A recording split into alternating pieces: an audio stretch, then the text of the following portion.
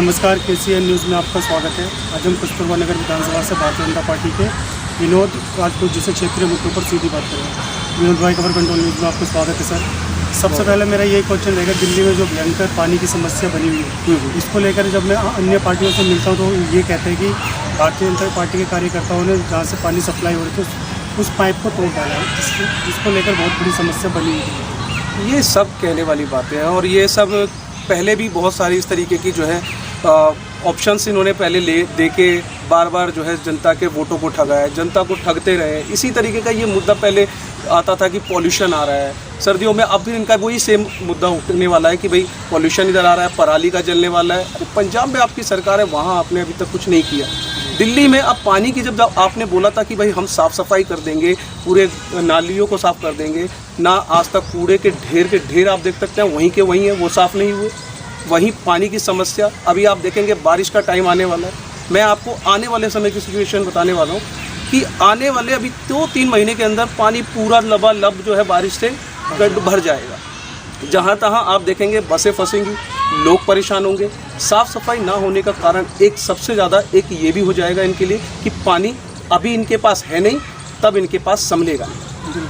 पिछली बार भी आपने देखा था लाल किले तक पानी आ गई थी, बाढ़ की। बिल्कुल चाहते तो स्टॉल कर किया जा सकता है, लेकिन परंतु उन्होंने किया नहीं सर। ये इनके पास कोई किसी तरीके की ना एक देखो काम करने का, आप जब जनता से वोट मांगते हो आप अपने उसके अंदर मेंशन करते हो मंडल के अंदर कि कल की डेट में जो भी परेशानियां होंगी हम इसको सॉल्व करेंगे। अरे आपने उसकी लिस्ट बनाई, आपने कभी उन मुद्दों को कभी ठीक करने के आपने सोचा?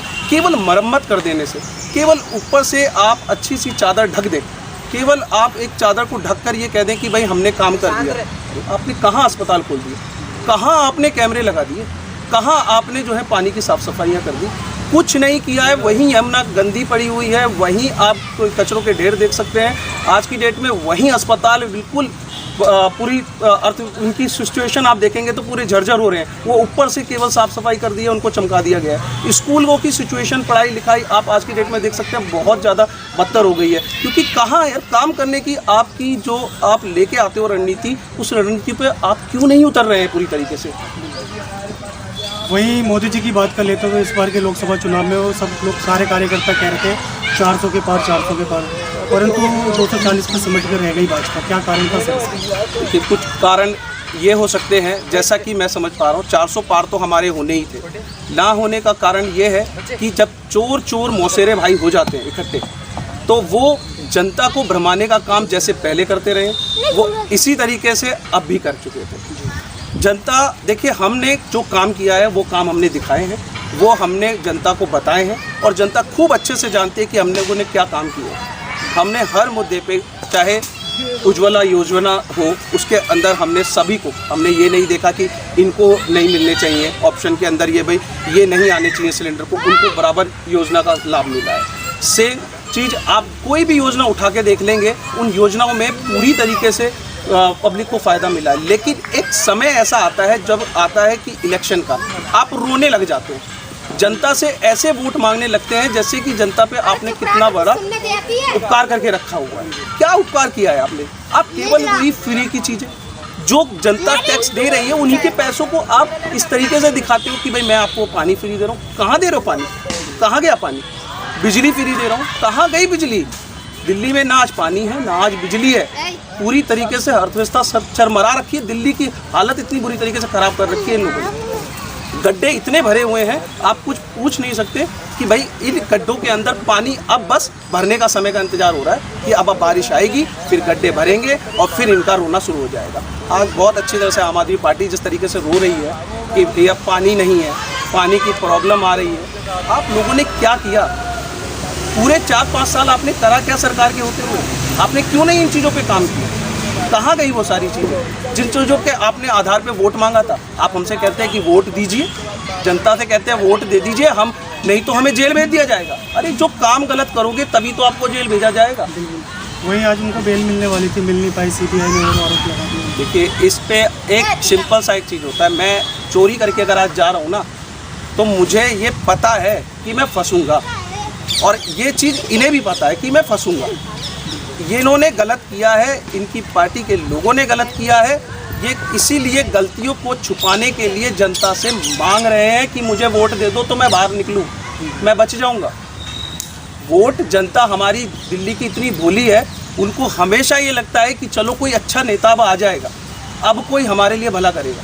लेकिन अभी तक ऐसी सिचुएशन इन्होंने बना के रखी है केवल भरमाने का काम। भैया इतना नौटंकी, इतनी आप जो है देख रहे हैं आप चलाते था अपनी राजनीति को चलाने के लिए क्या हद तक ये लोग उतर गए हैं। अब हमें चाहिए एक अच्छा नेता, अच्छा पढ़ा लिखा समझदार नेता जो केवल नाटकबाजी ना करे, अपने प्रॉपर तरीके से अपनी रणनीति बनाए, जो दिल्ली की समस्याएं हैं उन समस्याओं का समाधान करे और समाधान करके जनता को वो चीज़ दे जो चीज़ दिल्ली है।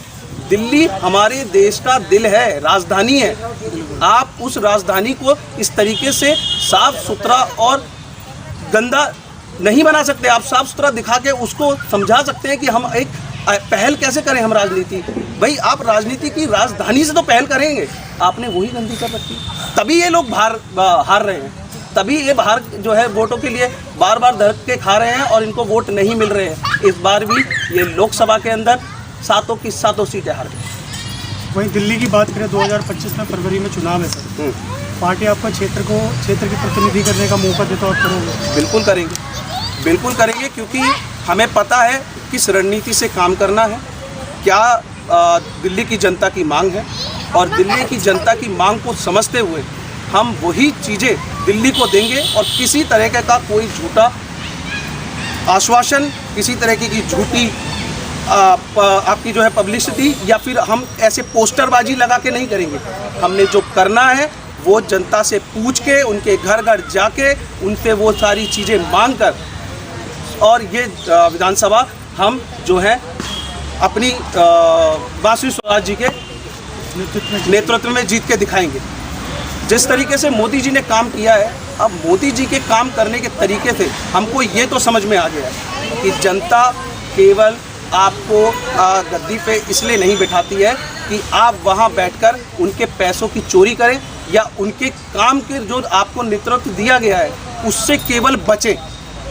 सीट आपको इसलिए दी गई है, गद्दी पे इसलिए बिठाया गया है जनता के लिए कि आप जनता की समस्याओं का समाधान करें। अगर मुझे मौका मिलता है मैं बिल्कुल जनता के साथ घर घर जाकर इनकी समस्याओं का समाधान करूंगा और एक अच्छी दिल्ली और अपनी विधानसभा को सुंदर और मजबूत बना के रहूँगी। वही मौजूदा विधायक की बात की जाए तो क्या काम कर रहे हैं सर आम आदमी पार्टी के? बिल्कुल कर रहे हैं, देख रहे हैं, आप देख सकते हैं, आप पार्क में भी देखेंगे बहुत गंदगी, आप यहाँ देखेंगे पानी की समस्या बराबर है। आप सुबह उठ के आप आके ज़रा घूमेंगे, आप इसमें वॉक करने के लिए आप 4-5 लोगों से अवश्य ये सुन लेंगे कि भैया दिल्ली के अंदर किसी तरह की कोई व्यवस्था नहीं है। ये सुबह की बता रहा हूँ, सुबह से शाम तक अगर आप आके 4 बार अगर इसी ग्राउंड में मिल जाएंगे या मेरे साथ कहीं पे घूमने के लिए निकल जाएंगे तो आपको यही व्यवस्था मिलेगी कि दिल्ली की हालत बहुत ख़राब है।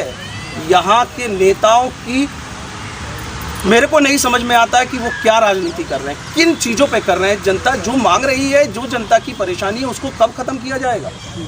जनता आपको बार बार सीट पर बिठा रही है, आप मांग पे सीट पे बैठे जा रहे हैं, लेकिन ऐसे कब तक चलेगा? वही सर 93 से 98 के बाद आपकी सरकार नहीं मिल पाई दिल्ली विधानसभा में, इसका सबसे बड़ा माइनस पॉइंट क्या लगता है आपको? मुझे माइनस पॉइंट यहाँ पर तो केवल यही लगता है कि एक आदमी जो ये बता के आया कि भाई मैं बाहर के जो काला धन गया हुआ है मैं स्विस बैंकों से उन सभी काले धन को निकाल के लाऊंगा।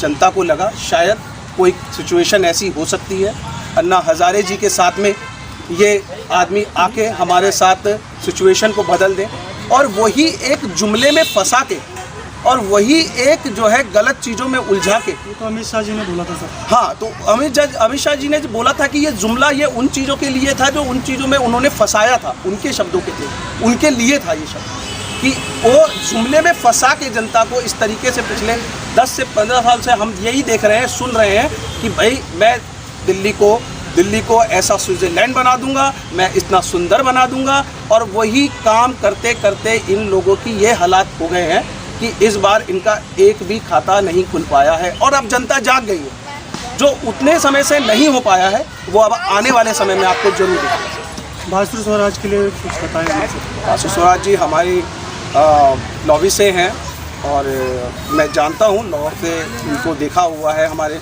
सुप्रीम कोर्ट में बहुत करीबी से उनसे मिला हूँ, उनसे जानता हूँ।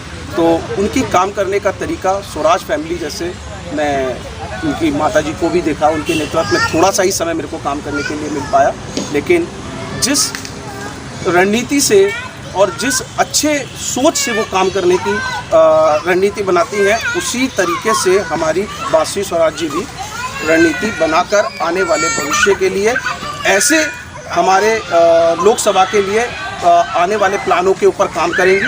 और बिल्कुल मैं उनसे रूबरू मिला हूं, तो मैं उनके विचारों से भी जानता हूं कि आने वाली जनता जितनी भी उनके पास जो भी परेशानियों के लिए जाएगी, उसका वो समाधान करेंगी और वो समाधान करने के लिए ही आई हैं।